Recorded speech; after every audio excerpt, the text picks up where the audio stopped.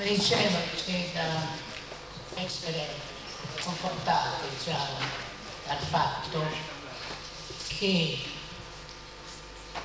nel percorso di questa legge si siano espressi tanto peso e tante difficoltà quanto all'unanimità dei consiglieri regionali. Quindi passiamo da una situazione, dicevo, di illegittimità ad una situazione di legittimità. Questa legge legittima pensieri, legittima azioni. Usciamo dalla clandestinità e veniamo alla luce del sole. Una lingua proibita, conculcata, oppressa, come tante altre lingue di minoranze in Europa e nel mondo, una lingua che ora viene riconosciuta e che può camminare, può iniziare questo suo cammino.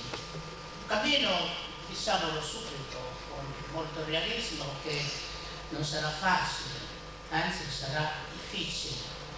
Difficile anche perché da una parte dell'opinione pubblica, che noi rispettiamo, in questo versante non c'è il consenso desiderato.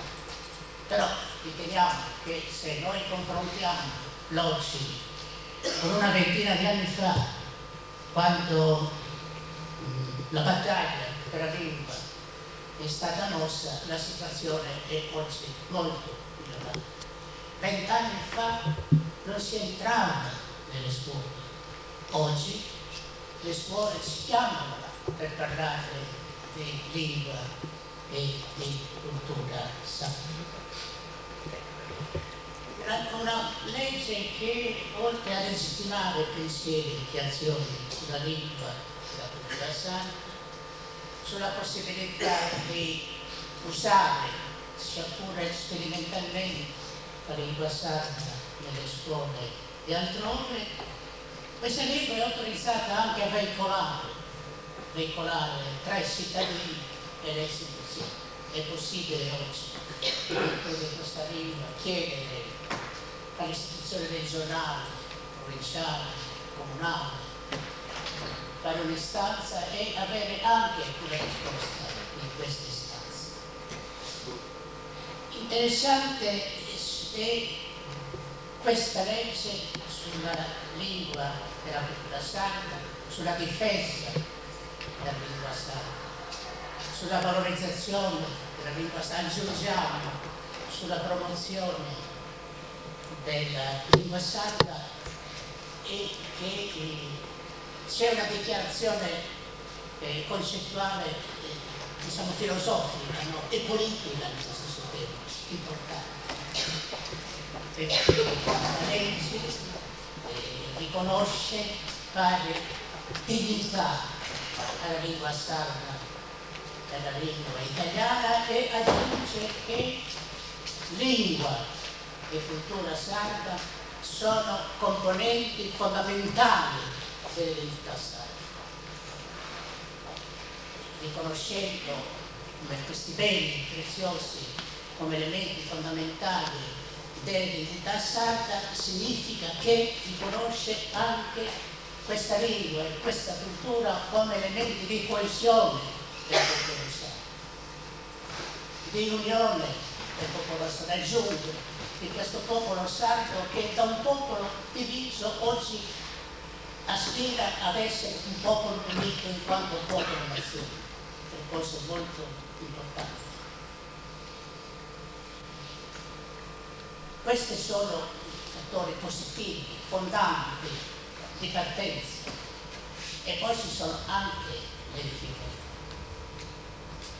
Nel dispositivo che era stato presentato alla Commissione della Cultura del Consiglio regionale e anche poi in assemblea c'era un articolo che poi è stato espunto, non so se in sede di commissione o se in sede di assemblea.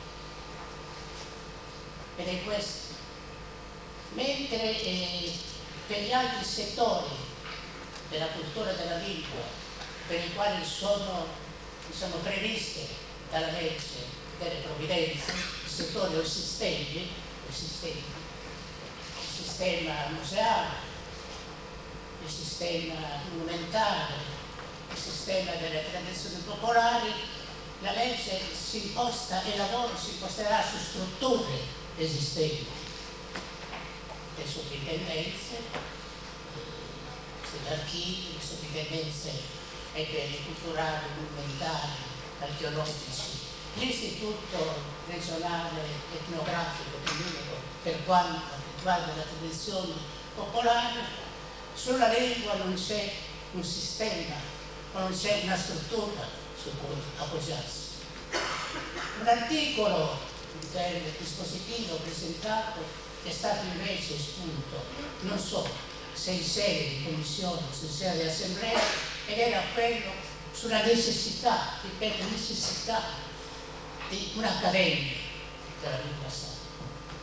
C'è un'accademia della lingua sarda che si voleva come dire, un insieme non burocratico e anche leggero di ingegneri soprattutto della lingua, cioè di esperti della lingua, nel senso che queste poche persone esperte, professionali, potessero seguire il processo della lingua, potessero fare cose che ancora dopo 27 anni che noi ne parliamo non siamo ancora fatte, sull'unificazione ortografica, l'unificazione grammaticale, e ugualmente fino ad arrivare a quella che sarà ed è oggi una utopia, che però quando sarà realizzata sarà un'utopia, per arrivare ad un processo per cui la situazione in Sardegna possa e debba essere la stessa situazione che oggi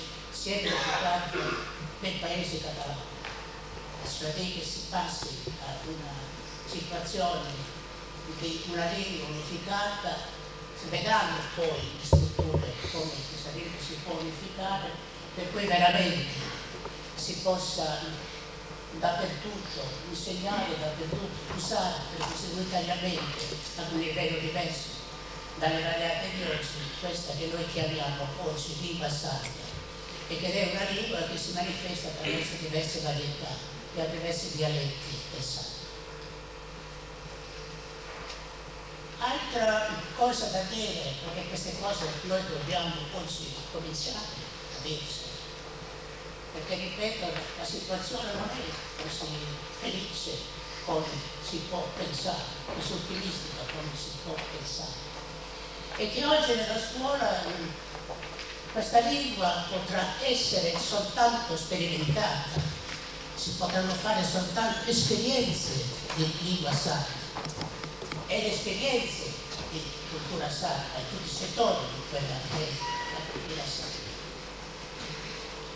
E quella che in qualche modo sarà insegnata la lingua sarda, come dire, è la storia della lingua, è la linguistica, cioè la lingua sarda non interviene in questo momento in Sardegna come una lingua attraverso la quale, attraverso la lingua sarda, si possono insegnare altre discipline, altre lingue, eccetera, ma semplicemente questo per avere una conoscenza, ovviamente anche per poter, diciamo così, andare ad una conoscenza della lingua sarda.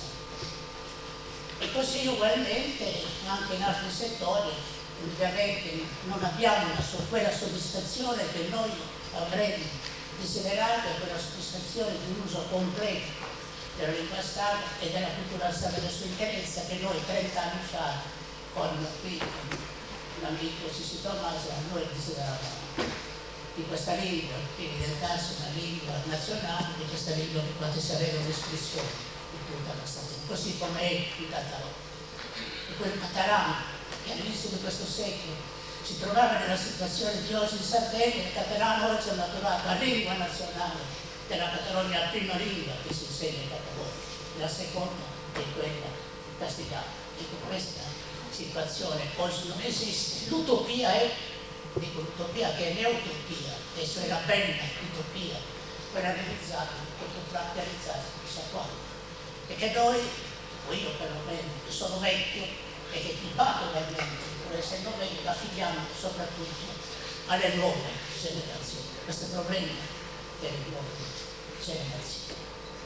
E io mi fermo qui, perché credo di aver detto delle cose abbastanza fondamentali sulle quali a cominciare da oggi, questa sedi a confronto nelle scuole, fra la gente, nei villaggi, nei comuni, perché questa legge dà anche tante possibilità di esplicarsi ai comuni della Sardegna. Il discorso che noi abbiamo qui, che se la stessa questo discorso potrà essere proseguito. Si occupa sempre, e come si nada su come è sempre una cosa difficile.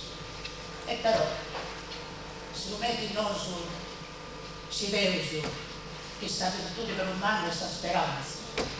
Però le nostre virtù possono essere costanti in questa vita anche usando tutto l'altro sul padre, o gente che non intendesse.